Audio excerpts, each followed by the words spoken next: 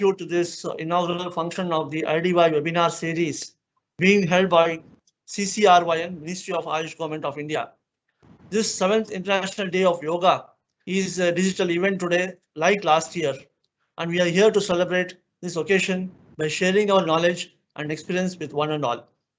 Why this is important here is, as you are all aware, in these COVID times, the only one thing which can help us in preventing ourselves from contracting this disease is to have proper COVID appropriate behavior and knowledge.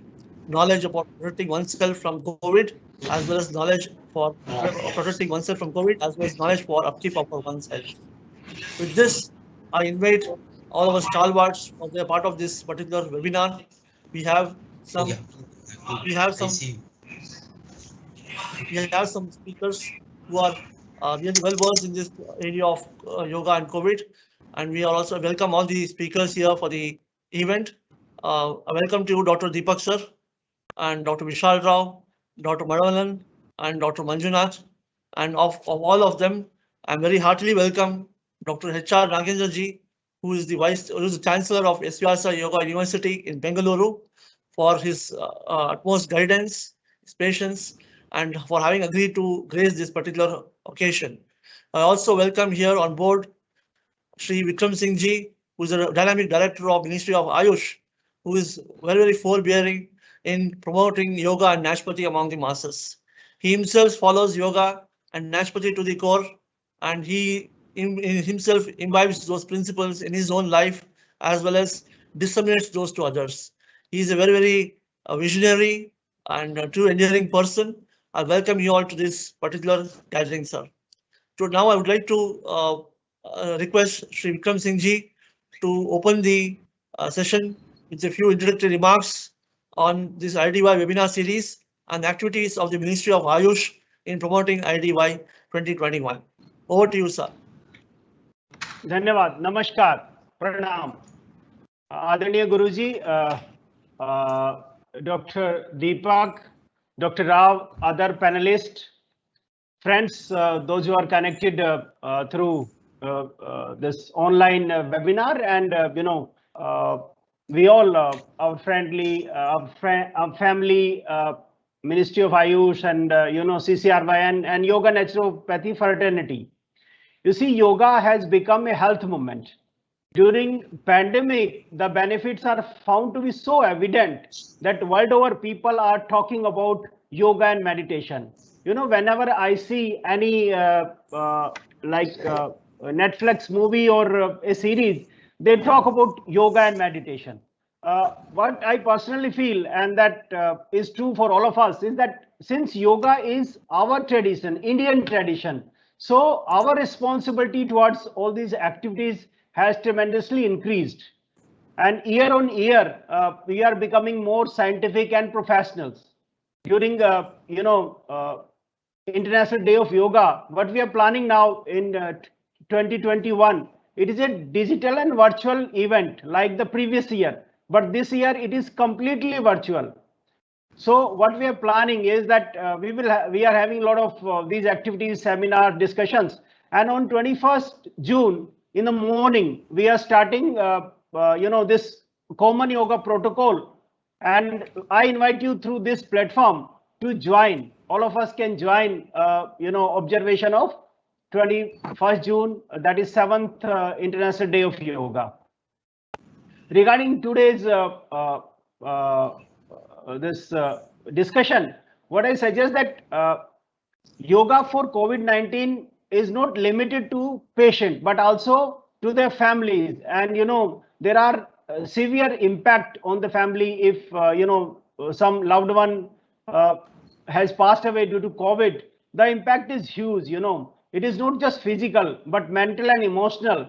So yoga is touching a life of all. So people can discuss, experts can discuss and guide the ministry or the stakeholder what is to be done. And maybe at the end of this 5 days discussion, you may present your findings and submit it to the stakeholder and also to the Ministry of Ayush, and that if any intervention is required, with the guidance of Guruji, we can take forward.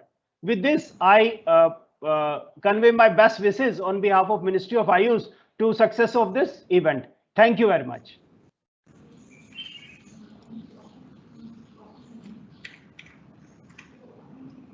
Now I request Shri Dr. H.R. Ranganji, who is the Chancellor of SPRC Yoga University, who is a very dynamic leader in the field of yoga and who has really taken yoga to great heights in the last several decades. And so in brief all of you about Dr. H.R. Ranganji's work. He is also a recipient of Padma Shri awardee, and he is also the recipient of Rajyotsava Award from Karnataka government, the highest civilian award from Karnataka government. And he's got several research papers, more than 500 of them, in the field of yoga intervention. Started off with some humble beginnings in Swami at Vivekananda Kendra in Kanyakumari. He went on to build a very big pioneering institution in the outskirts of Bengaluru in Jigani called Prashanti Kutiram. It was just a yoga home for people to recuperate with yoga as an intervention, called as in a small setup called Arogyadhama. And today it's a pioneering university and world-class university of repute in the field of yoga. And over to Dr. H.R. Ranganji to deliver his introductory speech. Over to you, Guruji. Thank you very much, Raghavendra Rao, my dear brothers and sisters. We are so happy and delighted to see that CCRYN has become so active under the leadership of our dear Dr. Raghavendra Rao and the team. And Ministry of Ayush has been doing great contributions over several years, particularly since the coming up of the International Day of Yoga on June 21st. It was a great honor and a leadership thing that happened in the field of yoga when our Honorable Prime Minister gave that fantastic speech of the holistic vision of yoga, and large number of countries, including 40 Islamic countries, supported his suggestion that June 21st should be made International Day of Yoga. Then came all the yoga masters country to develop a suitable yoga protocol, and which has been promoted year after year to more and more people by the Ministry of Ayush and the international community from the Ministry of External Affairs and from all the yoga masters through Indian Yoga Association. And it was so wonderful to know that last year the Ministry of Ayush had set up a target of 20 crores of people in the country to practice this yoga protocol. And I was told, as per the self-reported statistics, nearly 13 crores of people have practiced this yoga protocol throughout the country, and that was a fascinating, delightful experience for all people. And this year also we should have a similar target or even more. Thanks to COVID, now we are all on the online mode. Therefore, it becomes much easier and comfortable and effortless to go for largest number of people all over the country and all over the world. I was so happy to know that in the interministerial meetings that we had a few days back, all the ministries have come forward to see that yes, we are going to take up this as the prime effective function to see that maximum number of people will come and participate in this thing. And rightly, the webinars will give the wisdom base that is needed for people to do this practice, understanding the role of yoga in the modern context of COVID situation. As all of us know, as the second wave has started receding, the third wave is likely to come up as per the predictions again. Therefore, the relevance of yoga is more and more relevant today as we proceed. Therefore, the COVID menace has not vanished. It is still on, and we have to make ourselves well prepared for that. And the Government of India and all the state governments are developing their infrastructure with proper oxygen facilities and the ICUs and all other things, and large number of pharmacological, institutions and companies are trying to develop the vaccines of higher efficiency and also to develop the medicines for the corona. Along with that, always we want to have yoga as an adjunct. In dealing with all these modern NCDs, we have been bringing the yoga therapy, the integrated approach of yoga therapy into the fore as an adjunct to the modern medical system. Swami Vivekananda said, don't neglect the West. Combine the best of the East with the best of the West. Don't just throw away Eastern wisdom base. We have to bring both these things. And then only there can be a effervescence of the two wonderful contributions to make us health. We have to deliver such healthcare delivery system which combines both this wisdom base. Some of our friends in the United States were telling me it is like a football team. In the football team, the team to win should have a very strong aggression to say they put the goal. But at the same time, they must have a strong defense to see that they don't get the ball pushed into their goal. So he said allopathy is something like the frontline aggressive thing, and Ayush is the one that is a defense dimension. So we all know that we have a very strong army within us, the immune system, and the immune system should be kept hale and hearty with full of vigor and vitality and have no distortions, no weaknesses. Then it can combat any infectious disease or contagious disease. This is the role of yoga in dealing with this modern pandemics. And how do we do that? By deep relaxation of the body level, relaxation of each groups of muscles, giving very deep rest through reduction in the metabolic rate. Then the slow deep breathing practices of pranayama and the kriyas to cleanse our body dimensions and calming down of the mind and bringing emotional equanimity free from the fear, anger, greed, jealousy, hatred, infatuation. These emotional upsurges can suppress our immune system because they are the root cause for the stress, and in the terminology of yoga it is called adhi and avidya in a still deeper sense, which brings about these changes. According to Patanjali, avidya brings about the next step: avidya, aspita, raga, dvesha, abhiniveshaha, kleshaha. Klesha is the term he uses for these things, and therefore you can have severe, moderate, mild and dormant dimensions of these diseases, and COVID can be asymptomatic, that is almost in the dormant form, and it can start coming up, showing up as simple symptoms, become very moderate symptoms and become very severe symptoms. Therefore, all these things can be removed with the yoga practices. Kleshatanukarnartham samadhi bhavanarthastha, he says that we should be able to thin out and remove all these kleshas, and thereby you will be able to have a wonderful life devoid of COVID. So India has a great responsibility to bring forth the dimensions of Ayush as a way by which you can boost our immune system, keep it healthy, strong, full of vigor and vitality, and not get distorted to deal with the ensuing pandemics, probably with a third wave.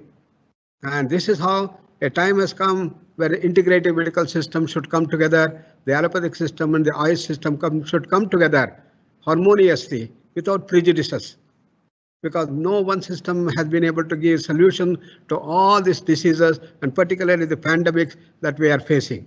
Therefore, it is necessary that the two systems should come together. In that sense, I congratulate Ministry of Ayush and the Ministry of Health and Family Welfare, Dr. Harshvardhan ji and Naik ji and Raju ji, all together bringing forth the Ayush approved dimensions of yoga, Ayurveda, naturopathy and other things, and thereby you will be able to have a harmonious growth and bring the best of the East with the best of the West together. Therefore, it is very relevant in modern times that these webinars can play a big role, because we want to have theory, we should have the practice. We say tons of theory is equivalent to ounce of practice. At the same time, the practice embellished with theory can give 100 times better results.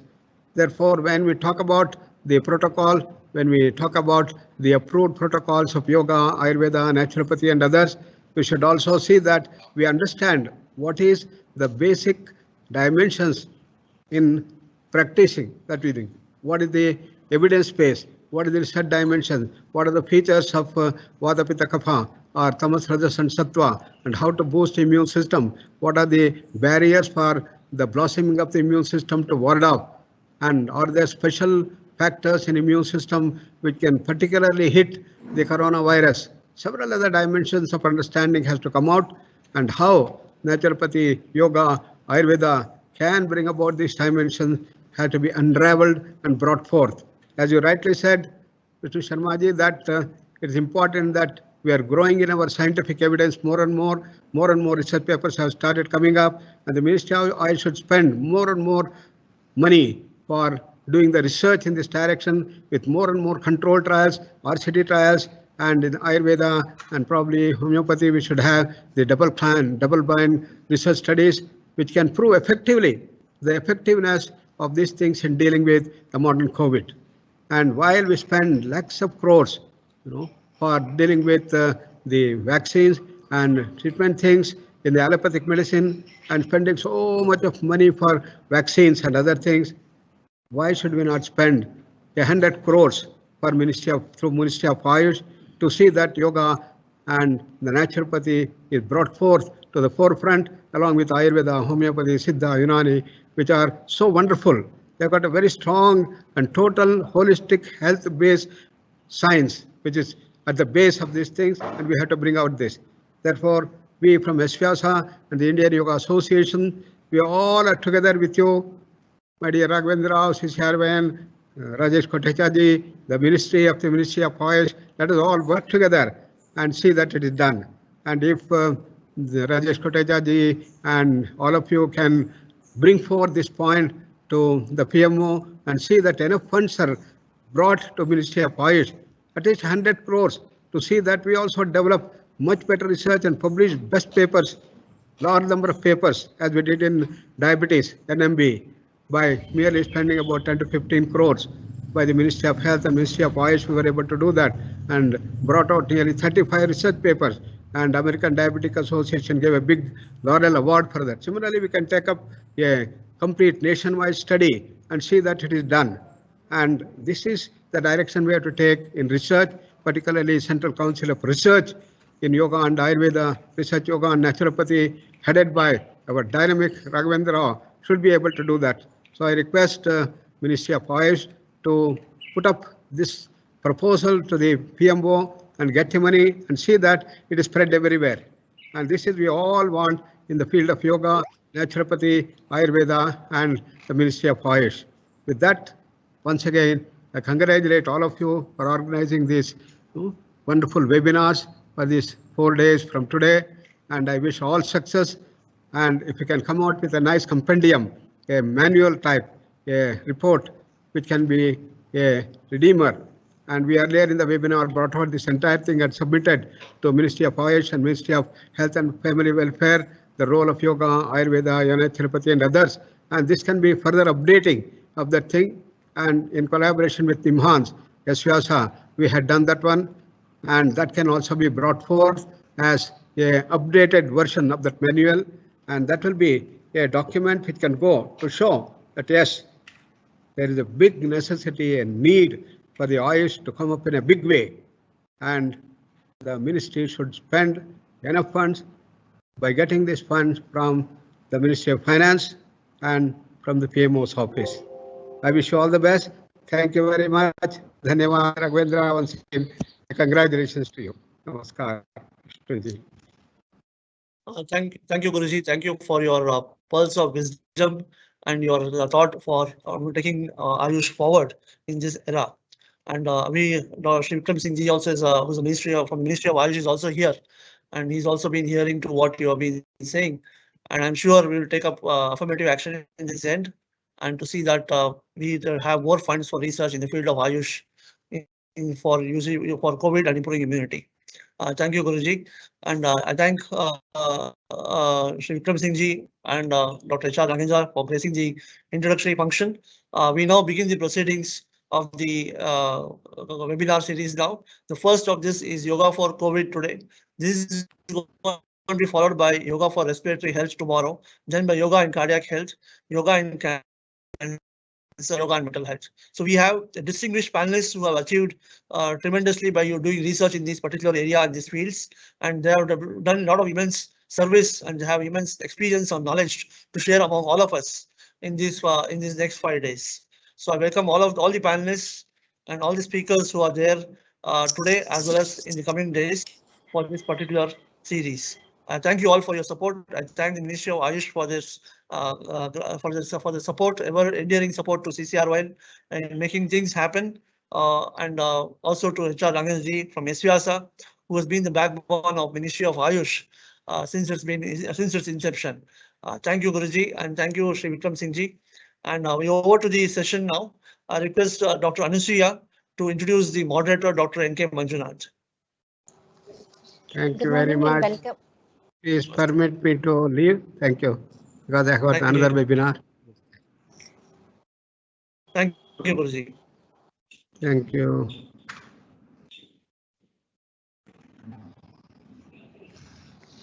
Can go. Shall I start the session, sir?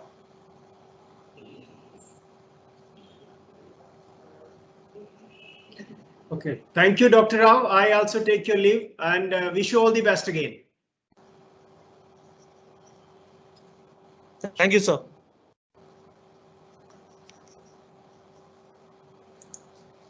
Good morning and welcome all to webinar series on the occasion of International Day of Yoga. Today we have the eminent panelists Dr. K.K. Deepak, Dr. Vishal Rao and Dr. Manolan. Today's session is moderated by Dr. Manjunath. Ladies and gentlemen, it gives me immense pleasure to introduce Dr. Manjunath. Dr. Manjunath is a Pro Vice Chancellor and the Director of Research at SVIASA University. He has completed a bachelor's degree in naturopathy and yogic sciences from Mangalore University and a PhD in yoga and geriatric medicine from SVIASA University. He has also been awarded the Doctor of Science from SVIASA University for his contributions to yoga research. He has over 26 years of academic research and administrative experience and has published 70 research papers in journals indexed in international bibliographic databases. His research interests include psychophysiology of yoga, neural correlates of meditation, aging and rehabilitation. He has guided several students of PhD, MD and MSc. He is also the editor of International Journal of Yoga and reviewer of various international journals. Dr. Manjunath has delivered lectures on evidence-based yoga therapies and conducted workshops at prestigious institutions and universities across the globe, including Harvard Medical School, USA, Monash University, Australia, Royal College of Medicine, London, Shanghai University of Sports, China, and Pharma University, Italy, etc. He serves as a member of a scientific advisory committee, Department of Science and Technology, Research Advisory Committee, Integrative Medicine Initiative, Niti Aayog, Core Committee, Yoga Accreditation in Higher Education, etc. He is the Vice President of Vivekananda Yoga University, California, USA, Vice President of Asian Yoga Therapy Association, Singapore, and also the founding director of a global chain of integrative medicine clinics and hospitals with the brand name Vivekananda Health Global. Please welcome Dr. Manjunath to begin the session. Dr. Manjunath? Sir.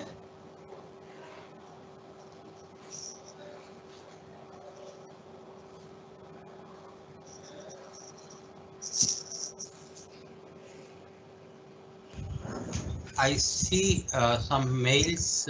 He had difficulty in connecting with you. I saw one message. Okay, sir. I'll just see that, sir. Check. So WhatsApp message says he's got difficulty in connecting on this.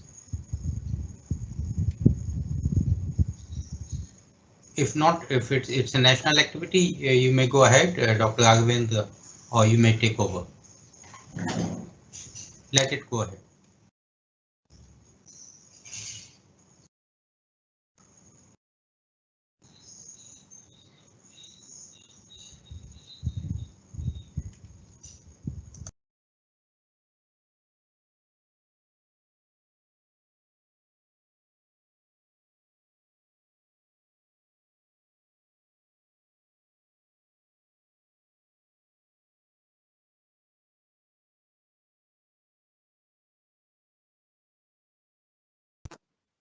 Okay, I think meanwhile, Dr. Manjunath tries to join inside. I will just begin the session. I think Dr. Anusuya, can you just introduce all the panelists, please?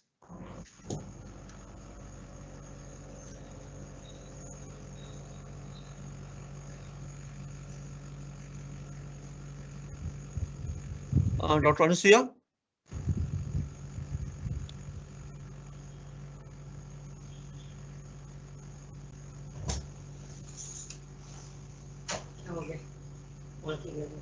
Let it go on. You are in. Let it go on. Ahead. Yeah, good morning. Dr. Manjunath, yes, we have you here finally. Thank you. Yeah, extremely sorry. As usual, technical glitch. So Okay. wonderful So- to see all of you. So are we starting the session? Yeah, we already done. We already introduced you. Now you can go ahead. Yeah, you can introduce Wonderful. other panelists and then start. Wonderful, wonderful. Okay, so dear friends, wonderful to get back again on a great theme as keeping the International Day of Yoga as the background. And we couldn't have asked for a better start than having such a great panelists for today. And we have Dr. Raghavendra Rao, we have Dr. Manavalan. Dr. Raghavendra, is Dr. Vishal Rao here? He's there, Manjunath. Okay, okay. So, and of course, Dr. Vishal. So today's whole discussion is actually focused on various aspects of COVID, and we have people from various disciplines. So two of them coming from conventional medical background, and two of them coming from yoga and naturopathy background. And it is always our privilege to have people from Ayush as well as conventional medicine for any such discussions. And thanks to Ministry of Ayush, Central Council for Research in Yoga and Naturopathy, in particular to Dr. Raghavendra Rao, the director, young and dynamic director who is bringing amazing science behind yoga and naturopathy to the larger population. And today, we will have the panel discussion with a structure, something like this. First, each panelist is going to talk or give a summary of their views on the areas what they are coming from and bringing the focus on yoga, naturopathy, modern medicine in case of Dr. Raghavendra as well as Dr. Vishal, also oncology in particular. And how do we bring all these components to the present scenario what each one of us are facing. So we initially will have this 5 minutes of summary or presentation by each panelist, and then we will have a more productive discussion because the panels are always meant for more of discussion rather than having lectures. And after we finish that, we also will open it for discussion with the attendees. And finally, we also have a small add-on presentation by Dr. Manavalan, who has done extensive work in yoga and naturopathy, other than what he is going to talk in the initial time, as well as during the discussion. So this is what has been given as the structure for today's panel. So it's my privilege starting the whole panel with Dr. Raghavendra Rao, who is the director of Central Council for Research in Yoga and Naturopathy. Dr. Raghavendra Rao is one of the leading yoga researchers and lifestyle-based integrative medicine-based practitioner. And his specialty is into oncology, and he has a BNYS from SDM College of Naturopathy and Yogic Sciences and a PhD from S. Vyasa University.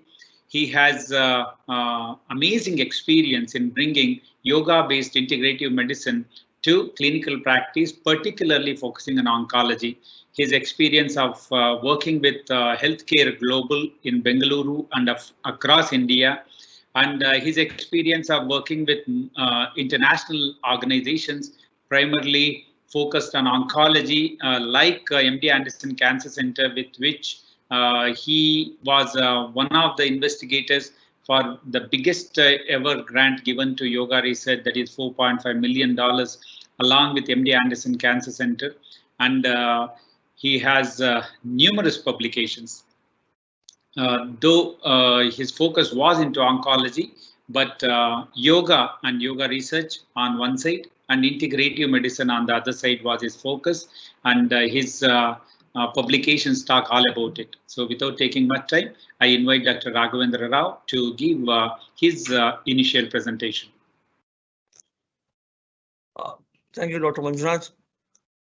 So we will not be doing any presentation, but to keep this panel discussion alive as it is, like it's a panel discussion, I would like to share our thoughts with all our colleagues here, with all the panelists here, and all the people and attendees who are attending this particular event. Today is a very trying times for us in the last 2 years because of COVID. And this is the topic on yoga for COVID. And I would like to deliberate upon how we had a lot of challenges with respect to using yoga for COVID. Dr. KK Deepak is also one of our collaborators, and he's also here to share his views in this particular August gathering. So to begin with, why we use yoga here? So this is a very, very important and interesting question we need to really ask. What we have seen in the last year is people having a sort of anxiety, fear of isolation because of being afflicted with COVID, and uncertainty about the severity of the disease. The trajectory of the disease is such that we can't predict who is going to go for a severe form of COVID and who is going to be having a mild form of COVID. We know about 80% of the population, 85% to say for, are those who are asymptomatic or have very mild symptoms, just a flu symptoms for about 1 or 2 days, and they recuperate. Whereas there are 15% of them who go for a severe form, a moderate intensity of disease, and 5% of them who go for much severe form, they go for an ICU or a critical care therapy. So this being the case, this sort of uncertainty about COVID, having this anxiety, is also leading to fear. It's also leading to depression, etc. When we first began this study at Rajiv Gandhi Super Speciality Hospital in Shahjara, the first thing which knocked on our doors was the day we entered into that particular hospital, we had a case of suicide. A man jumped out of the 3rd floor of the hospital and committed suicide on the day he got admitted to the hospital for COVID. And it was a mild case of COVID. During those times, earlier times, it was not about home isolation. Anybody who was COVID positive was hospitalized and were given care in the hospital setup in isolation. So this was one of the important, interesting thing which came out, that there are a lot of people are dying and committing suicides because of the fear of COVID as well. And they think it's a dreadful disease, they can't come out of it. A lot of myths are there in the society, a lot of social taboos are there in the society, which is causing this particular problem. And this anxiety can also lead to sleeplessness, which can lead to loss of immunity as well. I won't go into more about this because we have stalwarts like Dr. KK Deepak who can dwell more on this in more scientific manner. So what I would like to tell is, we wanted to look at seeing the yoga point of view, what can be done to these people. What is important was, we thought that we have to improve the lung capacity. We have to improve their respiratory effort. We have to allay their fears of anxiety and stress and make them feel good. Okay, and this is what we were looking at, and we started embarking upon doing this study at Rajiv Gandhi Super Speciality Hospital, then at Lady Hardinge Hospital, and then finally at AIIMS Jhajjar as well. The study is still ongoing as a multicentric randomized controlled trial, and more than 160 subjects have been already roped in this particular study. And this is a very good study because we are looking at objective measures, not just subjective measures of reduction in anxiety or stress or depression, but also looking at objective measures through heart rate variability, cardiac autonomic function, sleep architecture of these patients, etc. So this is a welcoming step for us because we are trying to create evidence base for this particular modality of treatment or modality of intervention. And thankfully, now most of the hospitals are now accepting integrating yoga into COVID. So you can see the large COVID care centers set up in the stadiums, and these people also have started using yoga interventions. And this has become a part of the routine care in cancer in COVID patients across the country. So this is my view to just share with all of you. Over to you, Dr. Manjunath. Thank you, Dr. Raghavendra. We know that this being a panel discussion, there is so much which you can communicate to the audience as part of the scientific studies what you are all doing, and you CCRYN in particular, along with many other institutions like conventional medical institutions you have been engaged with. So we will discuss about it once we complete this presentations, or rather discussions with other panelists. So now I call upon Dr. KK Deepak. So Dr. KK Deepak has been a guiding spirit for many of us. So he doesn't keep his age as one of the factors, but he is the senior most person, my dear audience who are attending today. I wanted to emphasize on that. Dr. Deepak has MBBS, MD, then a PhD. So started from Bhopal, moved to AIIMS. And can you believe from 1980s, not in 90s, he has been working at the physiology department, and he has established autonomic function testing laboratory there. And his love to yoga and meditation. I'm using yoga and meditation separately. Otherwise, yoga meditation includes in combines with yoga. But otherwise, Dr. KK Deepak has all that expertise in doing scientific studies and writing lots of articles on meditation itself. Of course, he has also recently brought out a lot of additional information of scientific importance, talking about aerospace. Okay, sir, I would have loved to listen about your recent talks, but today's focus is on COVID. So request you to go on and let us know what all has happened in last 2 years or so, bringing the components of yoga or yoga naturopathy to COVID management. Over to Dr. Deepak. Thank you, Dr. Manjunath. Thank you, Dr. Rao, and dear colleagues here. It's a very good occasion on International Day of Yoga that we are speaking about application of yoga and meditation to the new dimension, which is called COVID. We never knew about 2 years ago that's the called a phenomenon. But the yoga and meditation have come into in a good way to help in the COVID. Since we have 5 minutes, I would like to quickly come into the story and then come to some scientific facts which can be built into it. So we at AIIMS, we started discussion about the intervention protocols for COVID about a year ago. And then we found there was a lot of resistance and not much information available on use of yoga and COVID. And then at AIIMS itself, we did some brainstorming and looked for the literature and appraisals. We called it appraisals. So we went to the literature and tried to find out how meditation or yoga can be useful for COVID. We did have one appraisal published in our own website. The author who have done the research on use of meditation compared with the exercise on ARI, acute respiratory infections. And that became a clicking point that use of meditation also reduced the cytokines and the help in improving the ARI function. So that was the one thing which happened at AIIMS, and that this article was read and appraisal was published, accepted by the audience and published in an AIIMS website, part of appraisal that we were looking for the literature. So this is the one of the beginning thing, but then after that so much thing has started. To quickly come how yoga and meditation and allied exercises would be helpful in the COVID, giving a kind of a scientific perspective, also the perspective connecting to the application and public knowledge. So there are three things which are important in yogic concept, and I'll go orderly, which will be more useful for the COVID. The first thing is the pranayam or respiratory exercises or breathing exercises.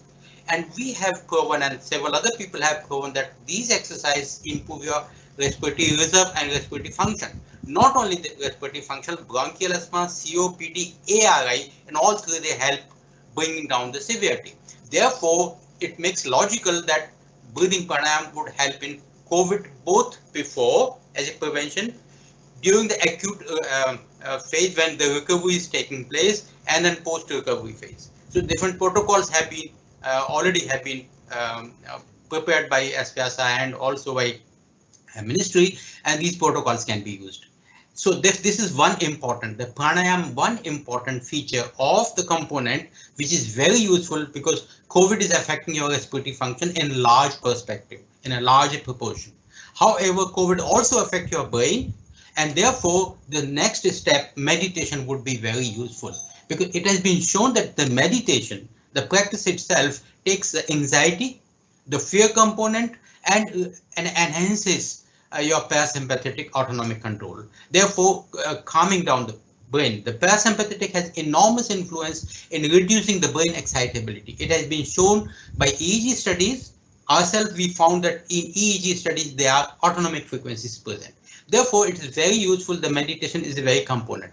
The way the meditation can help, importantly, is by working on psychoneuroimmunology axis.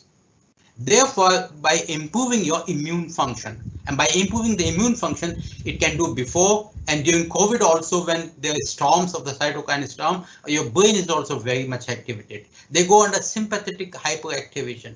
Several cardiologists are reporting that there are arrhythmias happening during the COVID. What's happening to the heart? It is nothing but the sympathetic excitation, which is. So by doing so, immune function is improved, sympathetic excitability is reduced, it actually calms down the brain, and that's what has been talked about, and there's evidence available for that. The third component is asanas, or physical maneuver exercise. They have enormous capacity to stimulate the muscles, and the muscles have both afferent and efferent. Therefore, they also give you increased blood flow to the peripheral organs. Also, the brain activation happens during these asanas exercise. So asanas are very good tool for early mobilization of a patient who is in ICU. That's what you do it, and that's what they can build up the confidence. So this is the one thing which can actually happen in this, and also the third thing is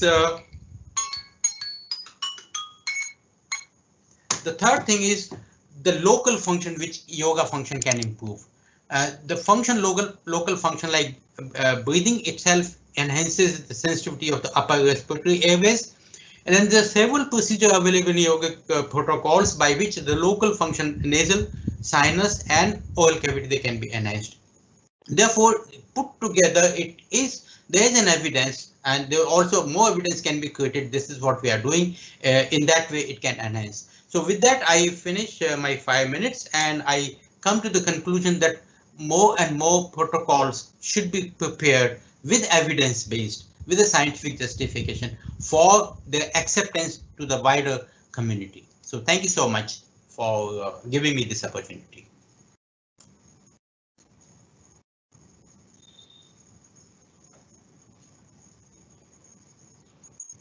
Thank you, sir.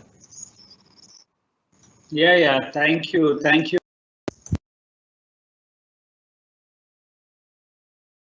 Manjunath, you're muted. Yeah, thank you very much, sir. You actually took the story so well from where Dr. Raghavendra stopped, because he truly wanted to bring in these components of fear, anxiety, etc., etc. But you gave that kind of a clue what is needed, that what kind of techniques in yoga have to be utilized, and the underlying mechanisms behind them. So we will certainly discuss about these to make our audience much more clear about these components. And as we just heard from Dr. KK Deepak, we have another stalwart coming from the field of naturopathy. So we have Dr. Manavalan, very well known in the field, and not only for in the field of yoga and naturopathy, but today across the country for amazing work what he and his team have done in Tamil Nadu during COVID, and using yoga and naturopathy in the management of COVID. Dr. Manavalan has lots of credentials for himself. I mean, he is apart from being the principal of the government naturopathy medical college in Chennai, he actually heads several committees, and he is also the ex officio member as the joint director into the ministry and into the department over there in Chennai. And You will see him very frequently in several committees because his knowledge base is enormous and he contributes to various such committees across India. And particularly, he brings in very conventional and traditional naturopathy on one side and yoga on the other side to any such practice. And research has become one of the prominent activities in recent times, and I would love to hear from Dr. Manovalan what all has happened during this time of bringing yoga and naturopathic perspective. Good morning to all. Hope, am I audible? Doctor, am I audible? Yes. So thanks for introduction and thanks for CCRON to exchange our knowledge. See, first of all, this COVID-19 here started 2020 in the month of March. So when the month started, during that time there was no clear-cut roadmap what we should do for COVID. So during that occasion, March 2020 March, so we could able to design basic intervention about yoga and naturopathy, COVID healthcare, along with allopathic management. See, only luckiest thing is in Tamil Nadu, in public health system, we have government of Tamil Nadu has already promoting yoga naturopathy in public health since more than 25 years. Establishing yoga naturopathy in medical college hospitals, allopathic medical college hospitals, district headquarters hospitals, taluk hospitals, where yoga doctors, yoga naturopathy doctors are appointed, and they were treating various illnesses. Yoga taken as one of the best medicine for the patients. So that way we were doing all along for more than 2 decades. So when the COVID situation started, then we discussed with our yoga doctors, and we decided, okay, we can complement. First, let us start, complement with allopathic management first time. So then we introduced all COVID care hospitals in Tamil Nadu, maintained by allopathic medical college and district headquarters hospital. In first wave, that is last year 2020 March, during first wave, so we could able to reach nearly 177 COVID care hospitals and centers by pooling available our yoga doctors, around 450 doctors, including volunteers, including our postgraduates, yoga doctors, all those people. So what our experience shows is, the moment our doctors enters inside COVID care hospital, along with the team, so as our earlier speaker was very well, telling about the depression, anxiety, and panic. During that time, panic was so high because nobody knows what to do. The problem was there was no clear-cut criteria, clear-cut management, clear-cut roadmap, including our medical professionals were very panic. So we have decided 3 areas how to give this yoga intervention for COVID positive patients and healthcare providers. See, we want to take care of our own medical fraternity where they are fighting against COVID. So healthcare providers. And another area was isolation place, migrant workers and public. So our experience clearly for the past now almost 15 months period, continuously we are providing our yoga intervention to the patients, and this 15 months of experience with our team of doctors, nearly 180 centers now, right now. Second wave we have crossed 184 centers. And the beauty is, based on our earlier experience, last year experience, we were able to create a module, yoga naturopathy intervention module, and that was approved by government of Tamil Nadu, and government order was issued. Based on that, we could able to give our intervention, yoga therapy, that is includes, as everybody knows, asanas, pranayama, mudras, and kriyas. These were the 4 areas we So that relaxation techniques, meditation. So that has given tremendous effect, and it has reduced inflammatory markers. So that's what we could able to see, because everybody talks about immunity. The lowered immunity, yes, the virus catches lowered immunity people, no doubt. But how to maintain that virus and how to bring down that inflammatory markers. And because the inflammation was the major area for causing the, the death, I can say the end of result. So how to that this yoga therapy and along with naturopathy intervention has very well played in all round as a holistic approach, physical health as well as mental health and internal environment. It has balanced the internal environment, and the success rate was very high. The success rate was very high because initially when we approached our medical college dean and people, when we approached ICMR CTRL registration and the ethical committee and all for study purpose and research purpose and for our own intervention, there was some little resistance. But after seeing the result, after seeing our intervention, patients' feedback, the entire the patients' population, we have reached more than now 8 lakhs patients, first wave and second wave, including second wave. So based on all this report now, every medical college, every COVID care hospital, every COVID care center needs yoga naturopathy doctors. Without yoga naturopathy doctor, there is no COVID care center or there is no COVID care hospital as far as in Tamil Nadu is concerned. Because see, last year, of course, Tamil Nadu was example for COVID.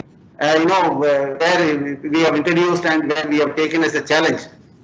This year, almost in India, it has reached every nook and corner, and our doctors, yoga professionals, yoga doctors, are very enthusiastically. They are going inside and physically they are contacting the doctors, patients, and giving the intervention. And the research paper last year to this right now, we have published about research papers. It has come with a very good international journal, PubMed journal, about anxiety, depression, and all those level of reduction of that.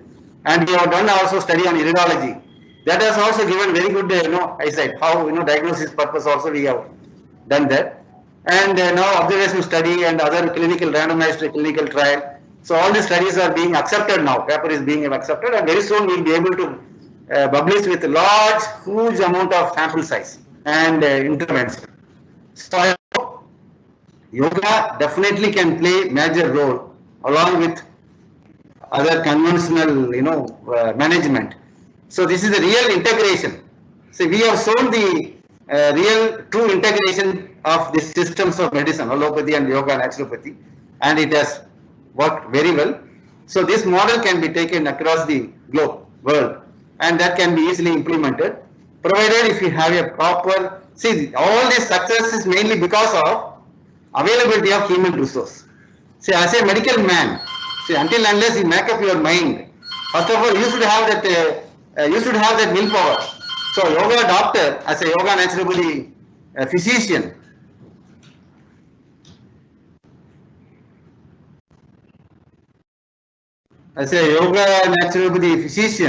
definitely they can do the excellent job by Yeah, we can hear you. Hello? Yeah, we can hear you, Dr. Manavalan. We can hear you. Hello? Yeah, Dr. Manavalan, we can hear you.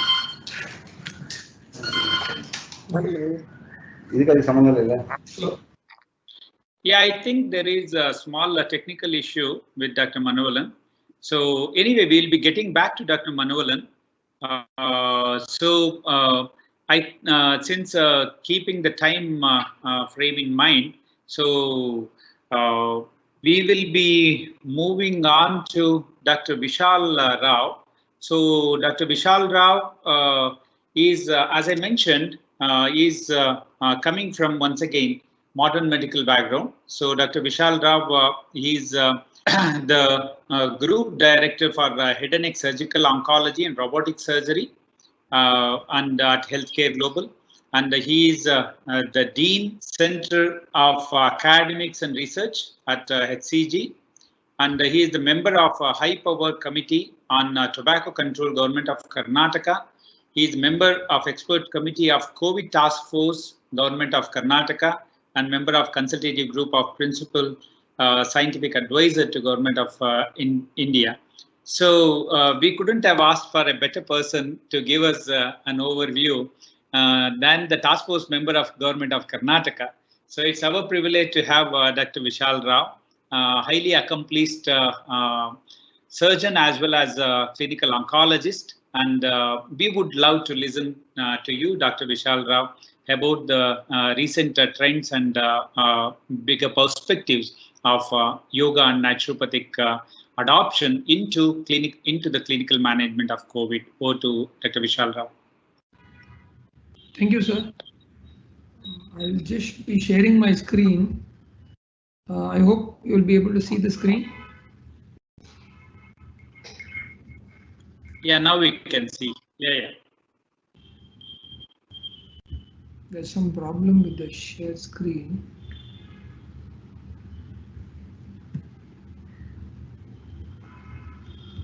Just one second.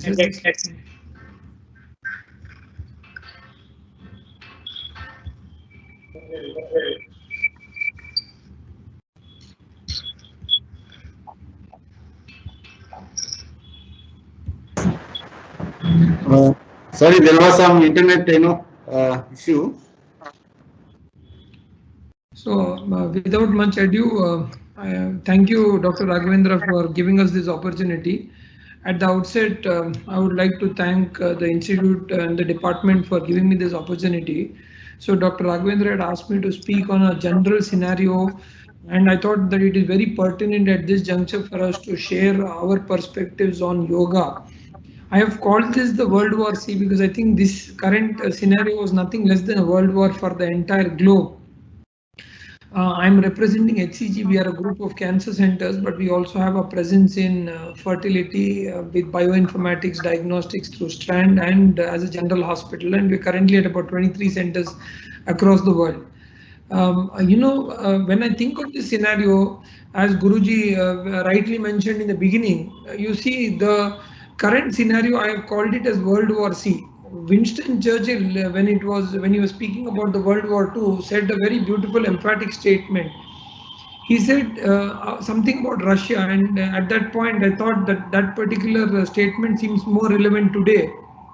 He said it's a riddle wrapped in a mystery within an enigma, but perhaps there is a key.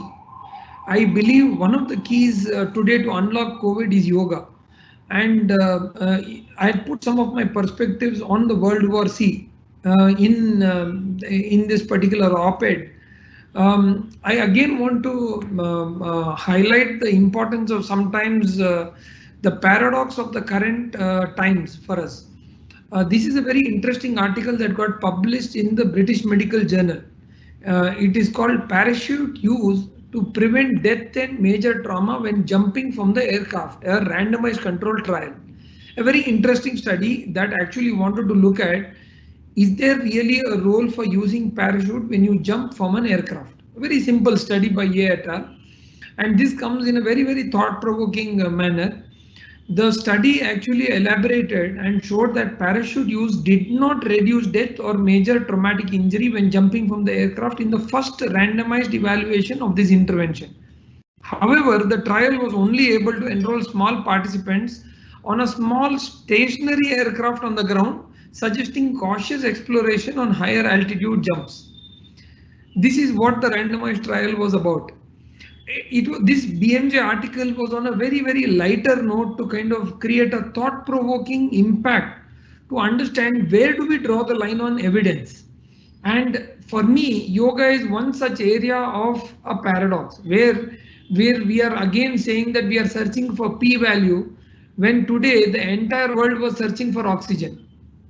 I think we need to move beyond the argument of a randomized control trial, and we need to move beyond the aspect of looking at just data mining. While there is enough of data flooding, you will see that time and again we will only conclude saying we need more data, more amount of research. But in the meanwhile, it doesn't take us much to actually take a good deep breath.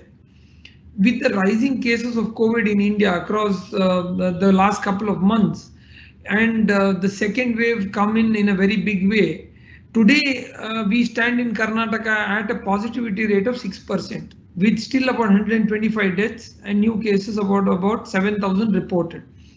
My friends, at this juncture, what is interesting is a few grams of this virus has stopped the entire world, completely stopped the entire world. And that for us is the most interesting aspect of how COVID has brought the world to a standstill. Now, if you look at all of these symptoms, I'm not going to go into the details of it.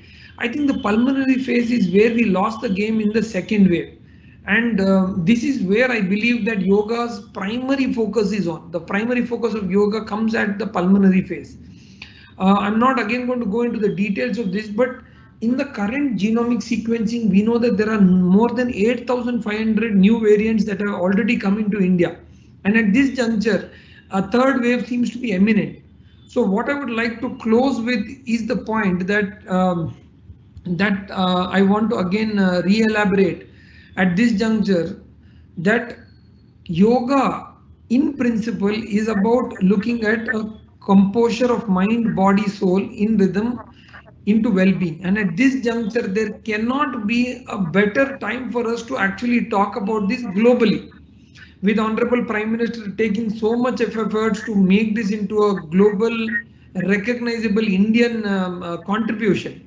At this juncture, the simplest thing that we could do is to look at understanding how can we take yoga to the rest of the world rather than debate on evidence.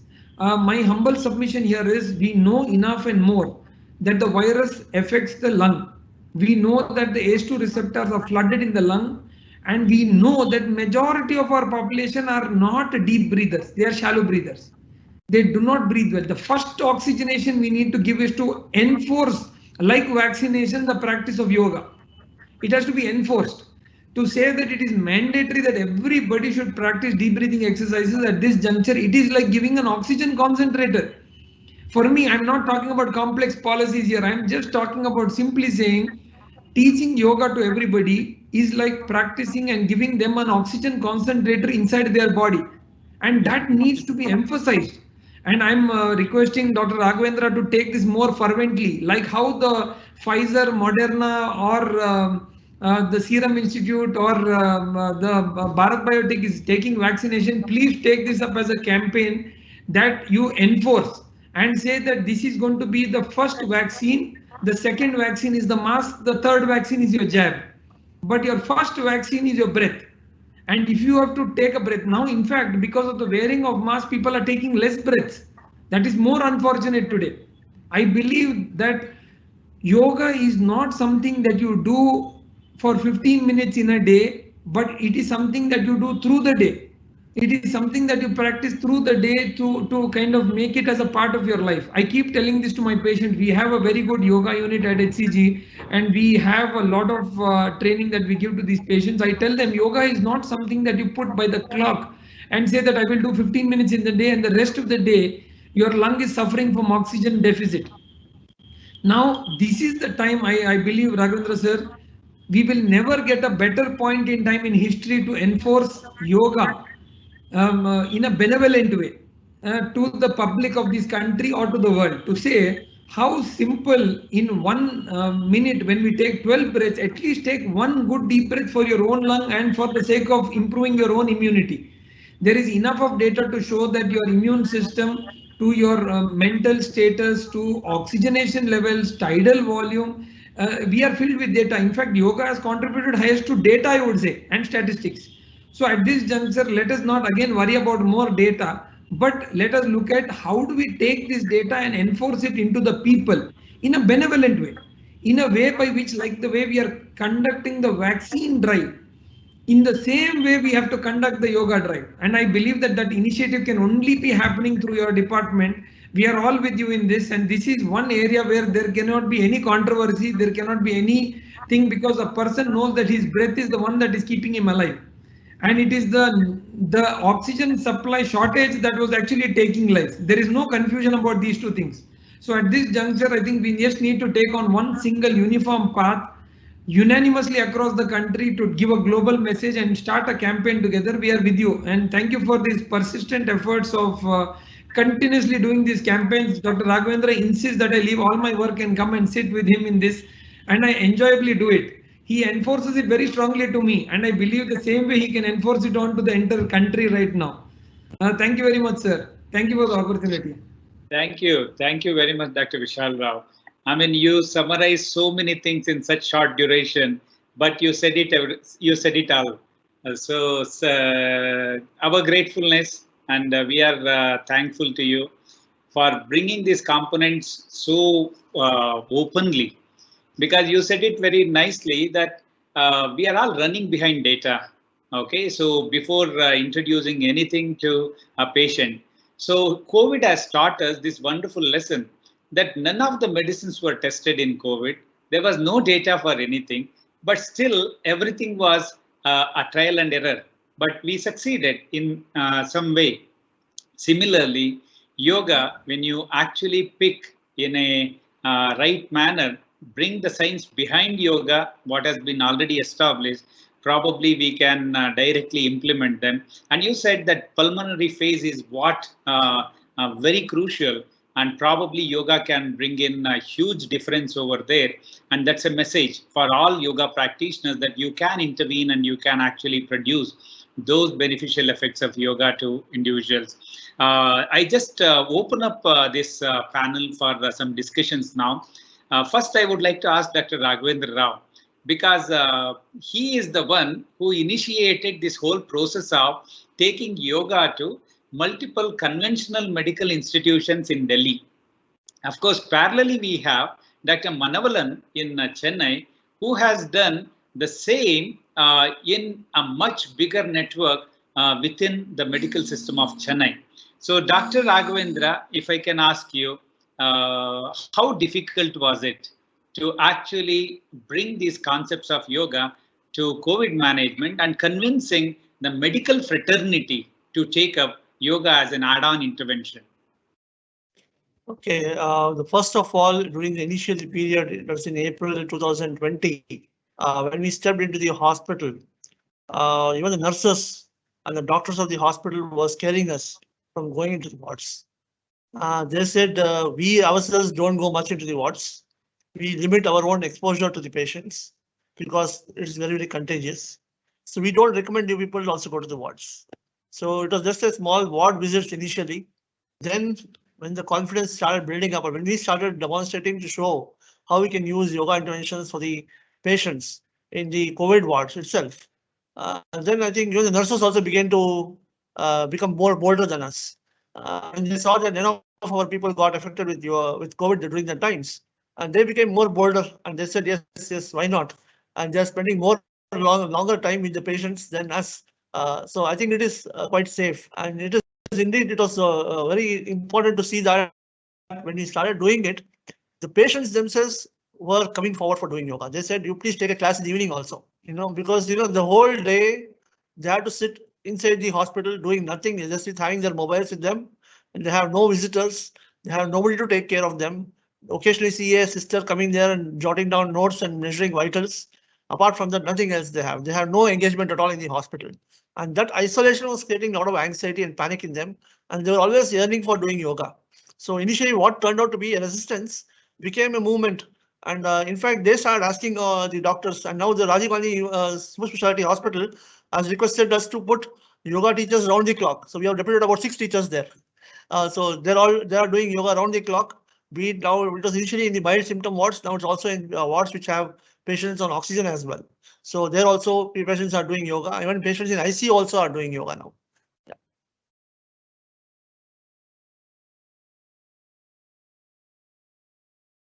Manjunath, Dr. Manjunath, you're muted. Wonderful. I mean, you have been an inspiration.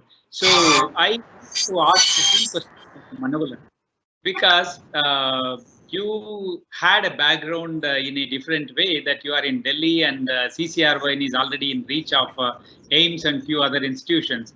But Dr. Manavalan made the first attempt in actually taking yoga along naturopathy to many medical institutions.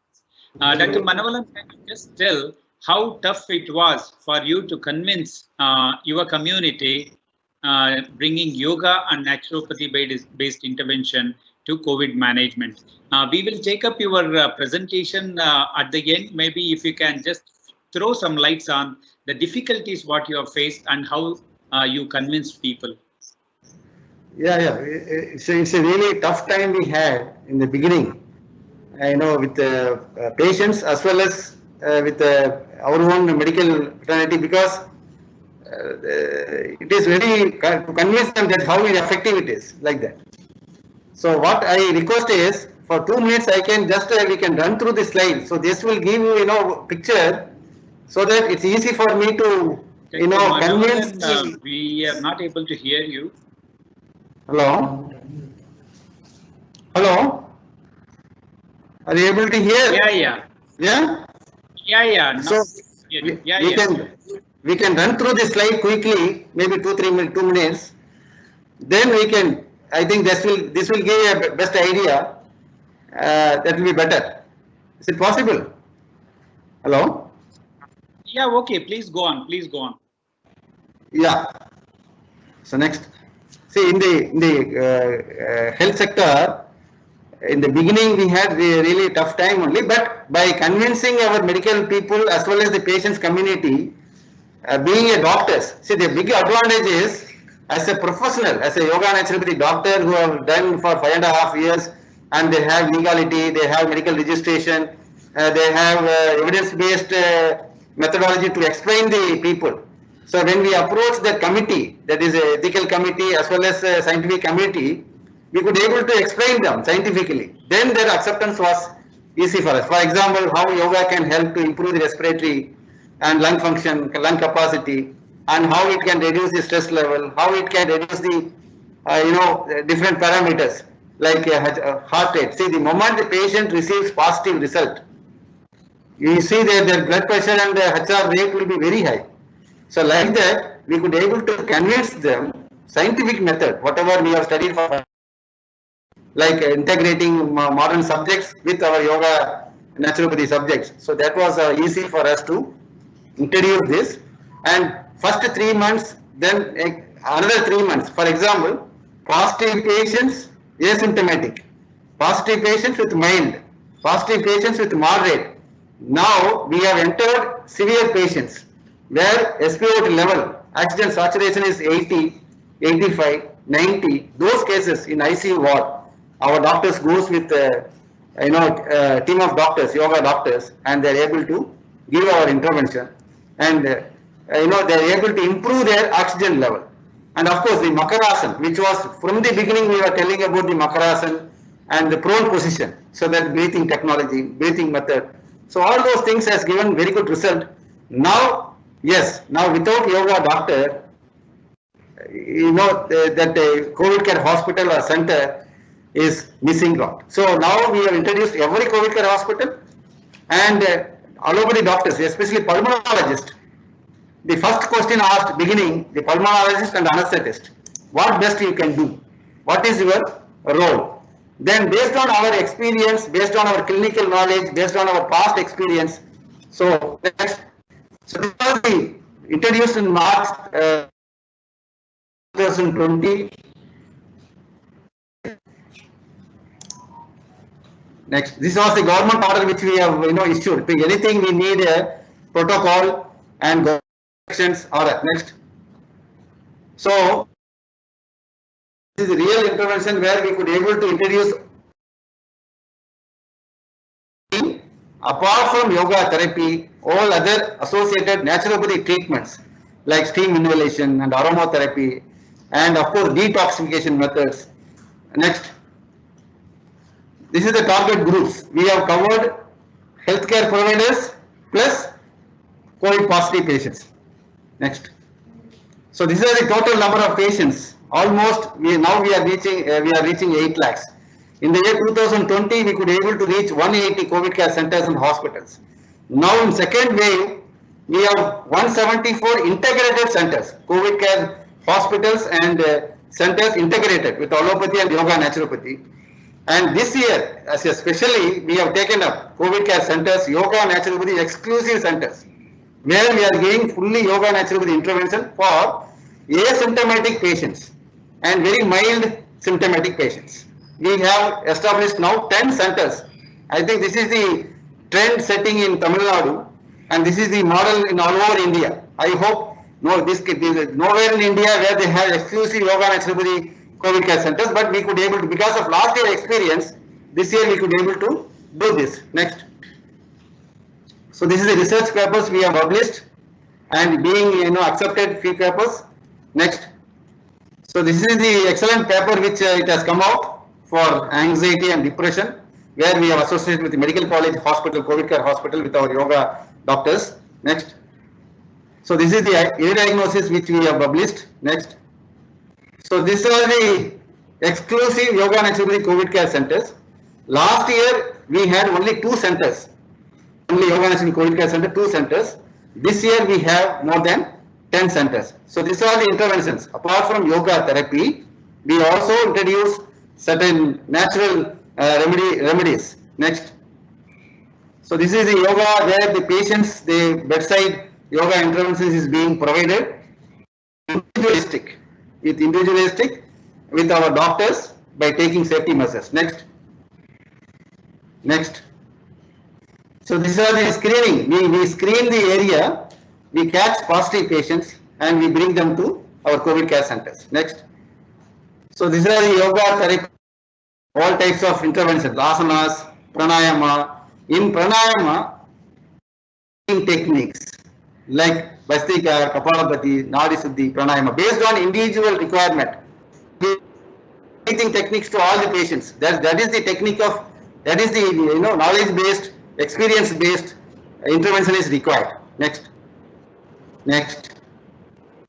So here you see in the ICU bed, the individual goes there, and when they are giving oxygen also, few minutes we give our yoga therapy, pranayama, their oxygen saturation level we can see in the monitor.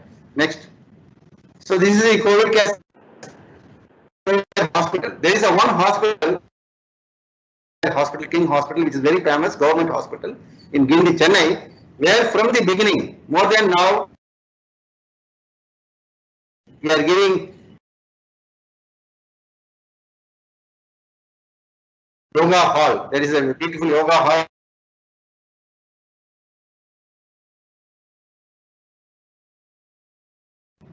This is a steam inhalation. Of course, we have introduced yoga naturopathy as a holistic system of medicine. When we introduce both as a yoga and naturopathy intervention, it can do excellent way and it can improve the saturation level and airways. The respiratory airways are being cleared by taking this steam inhalation, and there is an evidence based. There is a research paper. Next. Next. So these are the products.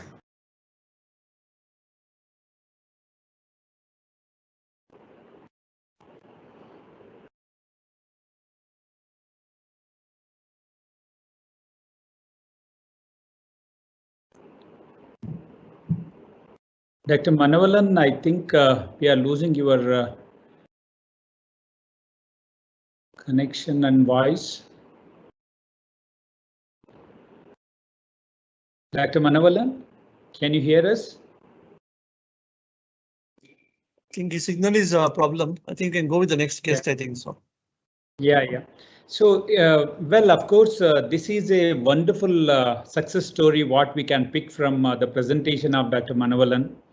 Dr. Manavalan has put a huge amount of hard work along with his team for the last since 2020, when the first lockdown has taken place. So it also brings us to a question that when Dr. Manavalan mentioned, implementation was a major issue. So particularly with Dr. KK Deepak here, it is important for us to understand what kind of issues you have faced when you really wanted to bring in yoga-based intervention to these individuals, and at administrative level, and number 2 at the patient level. So can you please narrate your experience? Yeah. So thank you.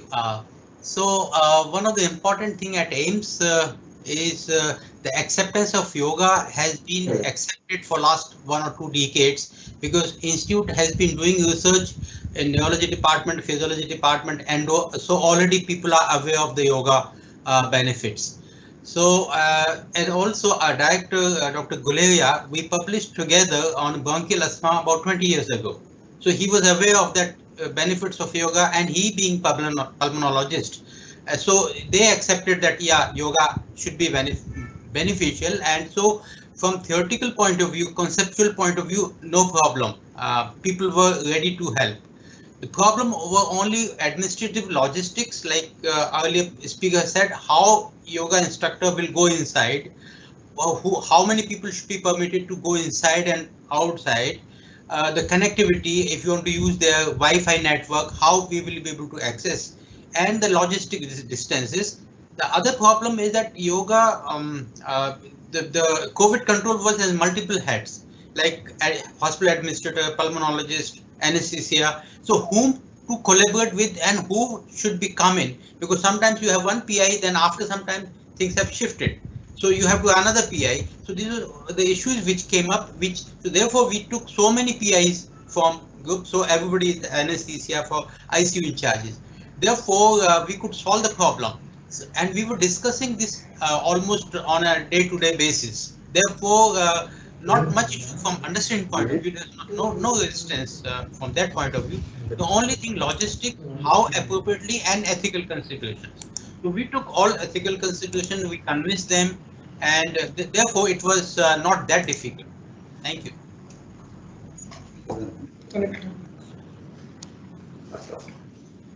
Yeah. Yeah, so it was good. Yes, sir. I mean, it's always important to have that kind of basic understanding of whenever you want to bring in an adjuvant therapy for any clinical management. And it's more so important when we are making an attempt to introduce during a condition like COVID. So that also brings us to another question, which I would like to ask Dr. Vishal Rao about the progression of COVID and understanding of COVID. So because today COVID has been actually made as a understood as a systemic disease rather than just any one mechanism oriented disease. So Dr. Vishal Rao, if you can throw some light on this, that with multiple factors involved, cytokine storm on one side, pneumonia on the other side, coagulation related problems, clots being formed, and subsequent issues associated with coagulation related mechanism. So how do you think yoga may be best suited as an adjuvant in actually bringing some changes during in the management of such a systemic disease? Sir, if you look at the spectrum of the disease of the COVID virus, I personally don't think it is very complicated. I think the simplicity of this needs to be understood, that this virus enters the respiratory tract and then enters the systemic circulation, which is where a lot of chaos is created by this particular virus. Now at this juncture, what are the two aspects that we've been talking about and highlighting? The number one is the related to the pulmonary damage, and the second one is the immune response. Now in both of these areas, I think, are the pivotal areas where time and again evidence has been shown that yoga seems to be helping. The other dimension, which is the third dimension, which is the response of beyond the immune system or the pathogen, is the mental status of a person. Calmness, and I'm saying this thanks to Dr. Raghavendra and the team persisting. I am today practicing techniques of yoga every day.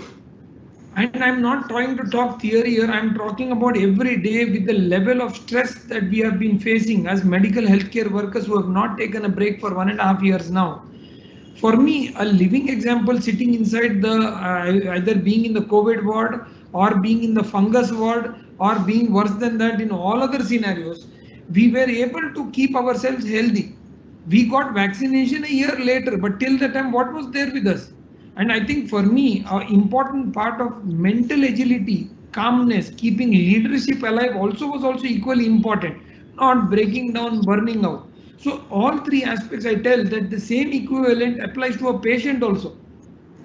Today, there is no facility, no socio-economic zone that can be run like a independent entity, but should be run like a hospital or a clinic. And in which case, you need to integrate these simple practices into your lifestyle. I don't think this is an option at this juncture. Very, very well said, Dr. Vishal. Because we always think that yoga has any intervention you use, you have to target that that aspect of the disease which everybody is trying to target. So probably you have brought in such a wonderful message saying that it has to be complementary, it has to be augmentative in nature. Like, for example, whichever intervention we are using, you can augment the beneficial effects of them on one side. Number two, there are many unattended areas. There are so many loose ends. So other interventions should always tie these loose ends, whereby the patient gets the best supportive therapy whenever he has to get well at the earliest. So that's so wonderful to pick from your message. Dr. Deepak, it's also important because you have been into meditation research. You're not audible. Now. Hello? You're not audible. Now you're okay. Go ahead. Yeah.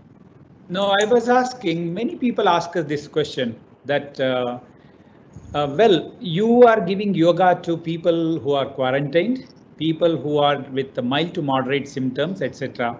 Is there anything what you can offer to even severe patients, those maybe not on invasive ventilation, but non-invasive ventilation, and those who are just lying on the beds in intensive care units? So certainly, just with the hint of meditation, I am sure you can help us in understanding how we can help these patients with yoga.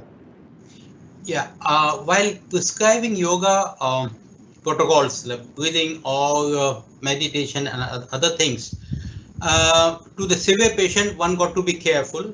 The first thing is foremost that you get along with the treating physician, and then the treating physician always suggests that the thing which has been practiced at AIIMS even before we could come in as a trial, pronation breathing, pronate the person, and which has been a part of yoga. So pronation has been advised to a patient whose oxygen level went down, and that was the used, and that was the first click that this can be done.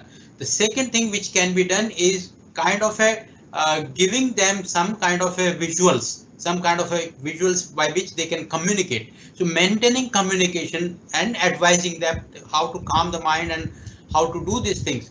As soon as they come up and then they can understand and obey your instruction, some kind of a hand movement or some other kind of movement which actually should be advised. So some kind of a mild forms of asanas can be advised. And then if they are taken off the breathing, and then the first thing, so the breath regulation, even at a lower level, can be advised. This is what actually being done even a surgical patient in ICUs. In ICUs also, they look for how much physiological function is achieved, how much normal.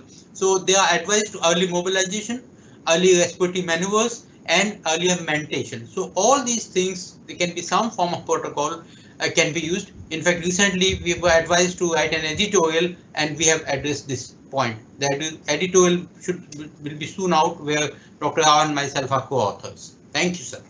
Wonderful. That's really a very nice input for many of our yoga naturopathy graduates who are intending to use these techniques even in case of severe patients. Such tips are definitely needed. Dr. Manavalan, sorry we missed you a couple of times, maybe due to the network issues, etc.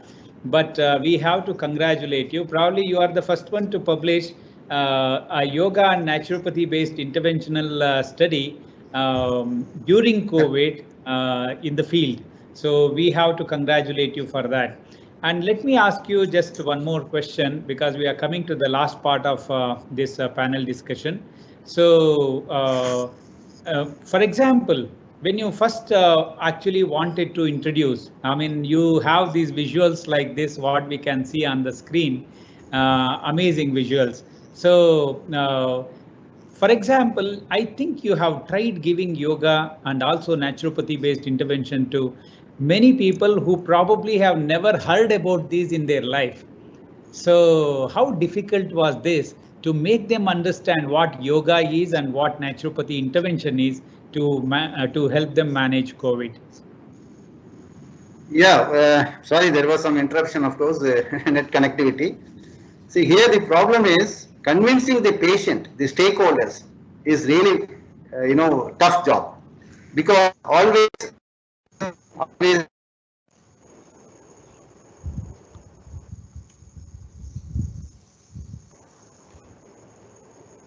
Again, Dr. there's some Manoharan, I If you think. stop sharing your slide, you can speak. Yeah. Maybe you can close your screen share. The bandwidth will reduce. Dr. Manoharan, can you hear us? Hello. I think once again we have lost Dr. Manoharan. We will join with him as the last part. One last question I wanted to ask Dr. Vishal Rao. So we have moved from preventive aspect. We have discussed about COVID management through yoga and naturopathy.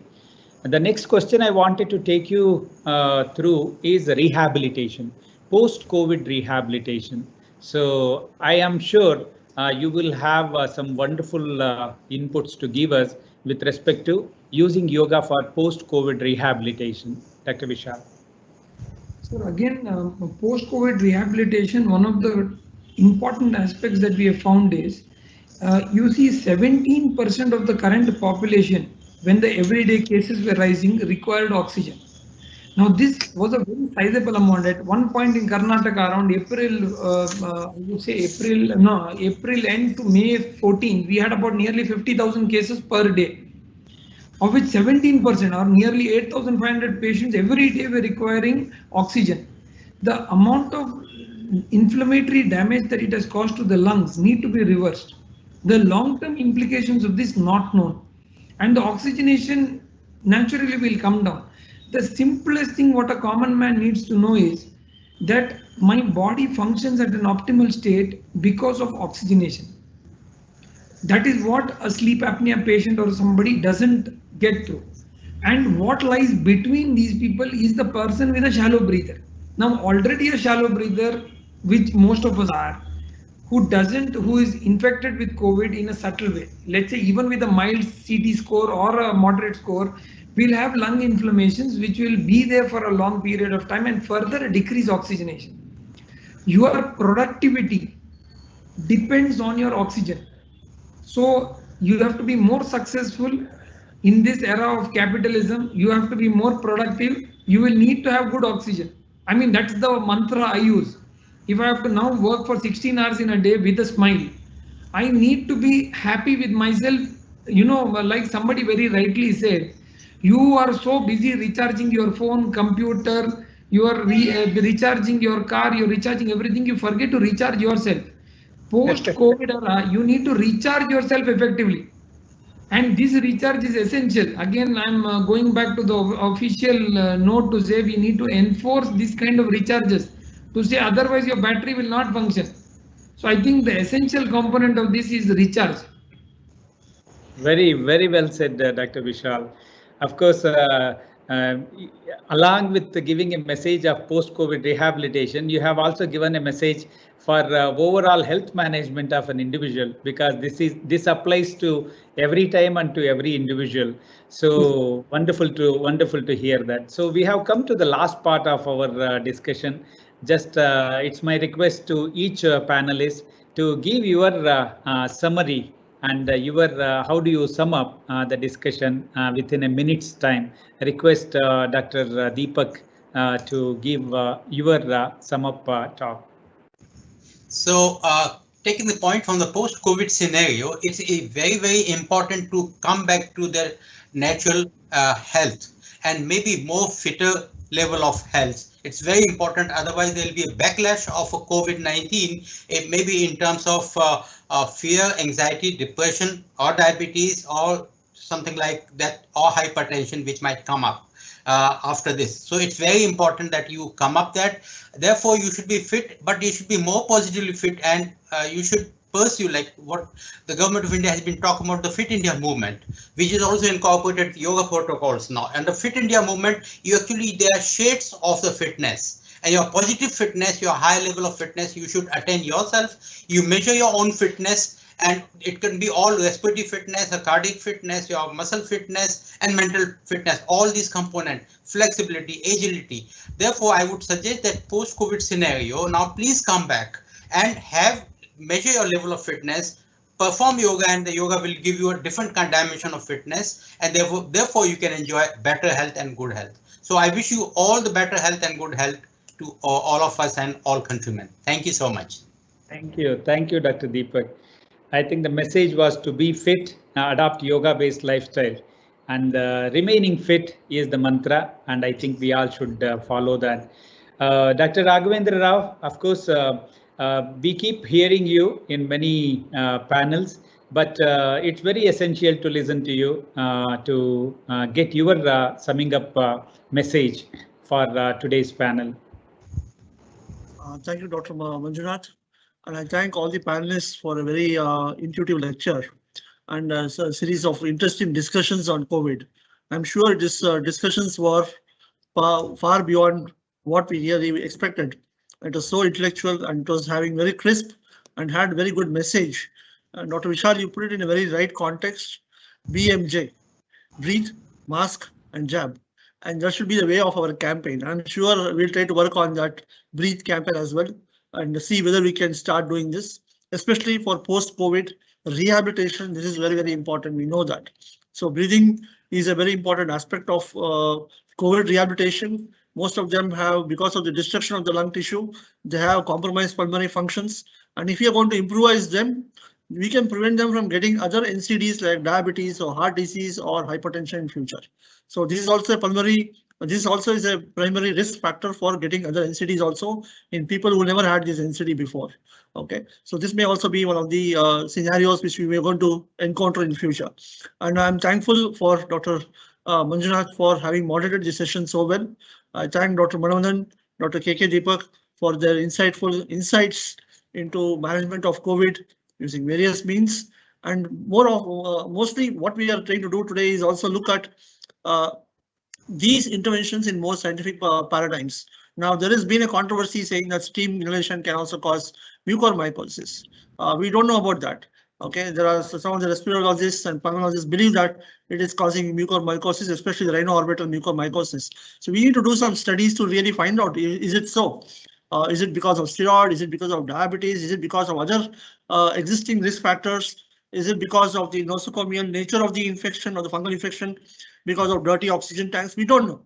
So I think rather than making those kind of statements and having those cause more anxiety to the public, it is important that we, when such statements are made on the newspapers or in the media, we act in cognizance, do a survey, analyze the risk factor of having a steam inhalation causing this COVID, which may not be really the truth one, and do pragmatic trials and surveys to really identify and answer the problem. These are very, very important need of the hour, because we see a lot of myths floating in the community. Myths may not be just related to your CADA or what you take in Ayush therapies, but it's also with respect to allopathy as well. We see people changing the guidelines now and then. We had ivermectin before, now ivermectin is off the radar. Doxycycline was there, it is also off the radar.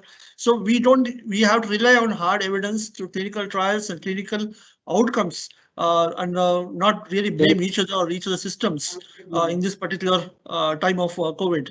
I think we all the systems have to work together, scientific understanding, and do pragmatic trials, get validated outcomes, and then probably help in benefiting the community. Thank you all for a patient hearing, and this is the first of the series, and it was a very interesting discussion to hear all of you speak in different divergent views on COVID, and it was really thankful to all of you for being here with us, and thank you, Dr. Manjunath, for monitoring this session so well. Thank you all. Thank you. So we with this note, we end this session for today, and it's been on.